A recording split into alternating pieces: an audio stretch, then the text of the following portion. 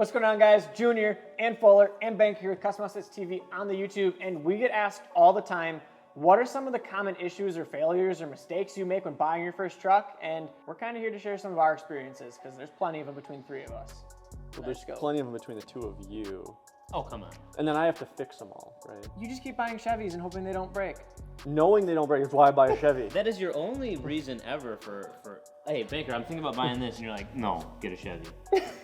Because I know it won't break. I mean, it is fair though, okay? Because was it your sister that was driving around your K1500 for the longest time and bombed it into everything? Literally everything. And Didn't put oil in it, didn't change the oil. Got a valve train noise, but as soon as we put oil back in it, it went away. And there's some legitimate reason, like, you know, Chevy's been making the 5.3 forever, and the current generations and the older generations too, they're all pretty stout and don't really have problems. Yeah, exactly. Yeah, and like, LS-based platform. Look at any of the shop videos, I swear a lot less when I'm installing lift kit in Chevy.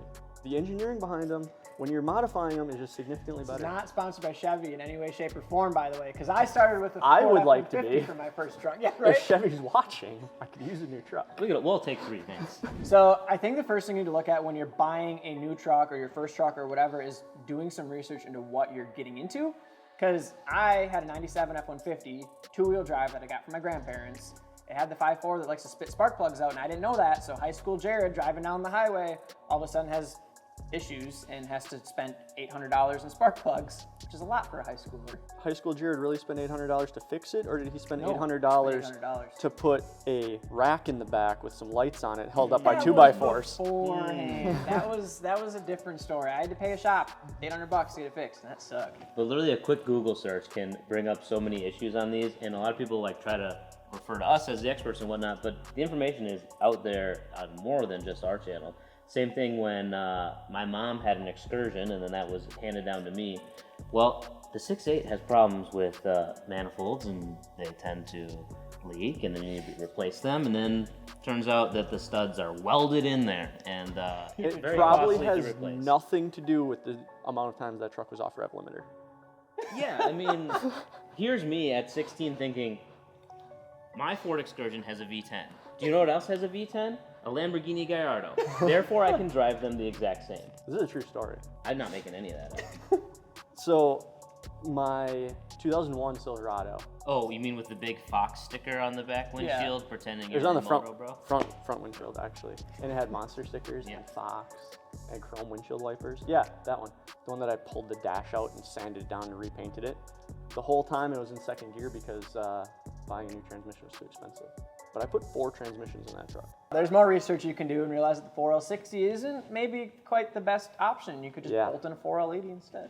I think nowadays a good thing to do is to join like the Facebook Oh, pages yeah. for your specific year, make, model. Absolutely. Because everybody is posting about the problems in there. Just don't be the guy that says, hey, I'm new to the group. Are there any problems? Use the search feature so that people don't call you out on the internet. Yeah, absolutely. So the second thing we want to talk about is buying trucks that are actually compatible, that have aftermarket support. Remember when Rainey got that Colorado and it had the 5.3 in it? It was the sickest thing ever, Yeah. but nothing fit it because there were like no lift kits. There's no lift kits. It had a weird bolt pattern. Yeah. So like, Weird bolt pattern, 2-wheel drive, like there's just less support. But you could pack hella kids in it to go to A&W for ice cream. in the bed, because there's bed. only In the bed. extended cab. Yeah, not an actual truck itself. So like your F-150, your 2-wheel drive F-150, very limited. Oh yeah, right? there's a 3.5-inch spindle lift for the front to like level it out, but it kind of squatted then, and that was it. Like Right. And 16-year-old Jared was definitely still into squatted trucks. I started the trend, just putting it out there. I run into the same problems when I buy stuff because I'm very much an impulsive person and I just go out and buy it. So like the Ranger at least was 4-wheel drive, and there was some support for that. When I had the 2500 with a stick, that's a 2-wheel drive. How we ended up with so many 2-wheel drive vehicles in this video when we live in Wisconsin, Yeah, right. I'm not sure. But same thing there is there's not nearly as much aftermarket support for it as there is for the 4-wheel drive trucks. And The goodness is the bolt pattern is the same. It's like what you did. Throw some wheels and tires on it, and that's about all you can do, but it'll look better. But it totally changed the look of that truck too. Yeah, you sold it for double the price you got it for. Yeah, almost 3 times. Crappy looking work truck, throw on a set of That kid's definitely watching. less than $2,000 wheels and tires, and you have a completely new looking truck. Add some window tint on there, and it's like Done deal. Right. you get a sweet looking vehicle. Absolutely. Now when I buy things though, I tend to go to the gallery first and look to see like, okay, Do you? what can I do with this? Because you're kind of the guy that's like, I found this super obscure vehicle on Marketplace, I'm gonna go buy it. I know. Also true. I try while I'm driving over there. Let me check the gallery and see, are people doing cool stuff? And if people aren't, can I be the first one to do it? Yeah, there's 2 people in here. There's plenty. We're good. Like a certain 3 Series diesel BMW with some custom. You want to lift a BMW? I'll do it.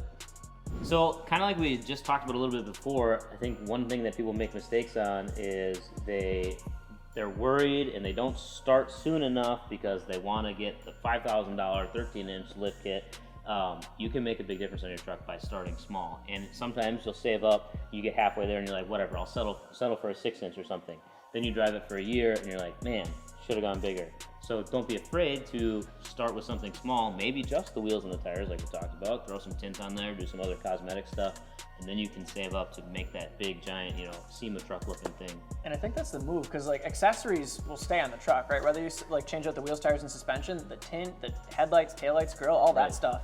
You keep building that up after you have that base platform there, and then a year, 2 years down the road, you go with that big powder-coated lift kit that you wanted that maybe you couldn't afford or didn't want to do at the time type of thing, so you didn't know where you're going with. Yeah, and so what I see a lot here with the trucks we build is guys with their first lifted truck, we're talking first trucks. If you take your first truck, you're used to driving something stock, maybe a car, and you go to a 12-inch powder-coated lift and big wide wheels, every single time, you're gonna scratch it, you're gonna curb the wheels, you're gonna destroy it. You need to get used to it, right? It's a completely different game changer. If you start with just a cheaper, smaller lift kit, get used to driving a lifted truck, and then if you can handle it, or if it's, maybe 6 inches, like, oh, this is actually doable, instead of jumping to that 12-inch right away, get used to it. You get into a 12-inch, you're gonna hate lifted trucks your entire life. You really do get used to it rather quickly. Like when I first started driving the K350 around, that's a pretty huge truck, but honestly, after a little while, it drives like a normal truck. You can park it, you back into a parking space, you can back it in like a normal truck. It really wasn't, it's overwhelming to look at, and then you drive it for a month and you're like, yeah, this is normal to me, which is amazing that you can look at a truck of that caliber and think like, yeah, I don't know. I can daily drive 8 inches lifting 40s, easy. I definitely think I could have, and people are like, oh, that's so impractical, you can't use that. No, you really do get used to it, and it doesn't really impact my daily driving. And it starts to feel smaller. You start comparing yourself to stuff that's bigger too.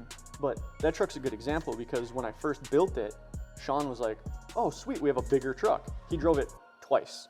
He picked Shay up from soccer or something, and then he drove it for a weekend, and he's I don't ever want to drive this again. It's too big. I don't like it. Yeah. Give me my 6-inch lift. He went too far. Where are the power steps? He was so angry. It didn't have the steps on it at first. Yeah.